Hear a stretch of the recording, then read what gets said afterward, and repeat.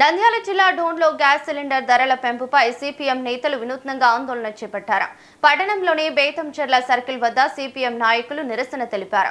కేంద్ర రాష్ట్ర ప్రభుత్వాలపై తీవ్ర విమర్శలు చేశారు. గ్యాస్ సిలిండర్ వద్దు, కట్టెలపై ముద్దు అంటూ నినాదాలు చేశారు.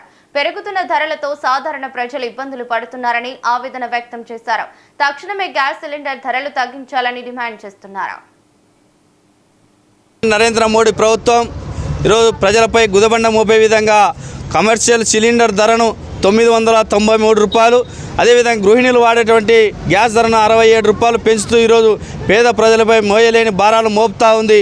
వాటికి వ్యతిరేకంగా సిపిఎం పార్టీ ఆధ్వర్యంలో రాష్ట్ర వ్యాప్తంగా నిరసన కార్యక్రమాలు నిర్వహిస్తూ కేంద్ర ప్రభుత్వం నిర్వహిస్తున్నటువంటి మోసకారి హామీలపైన పెద్ద ఎత్తున నిరసన కార్యక్రమాలు జరుగుతూ ఉన్నాయి. ఈరోజు కేంద్రంలోని నరేంద్ర మోడీ ఈరోజు ఈ దేశంలో జరిగినటువంటి 5 రాష్ట్రాల ఎన్నికల్లో ప్రతిరోజు కూడా కేంద్ర హోంశాఖ మంత్రి అమిత్ షా గారు పత్రికల్లో, టీవీల్లో ప్రకటనలు చేశారు.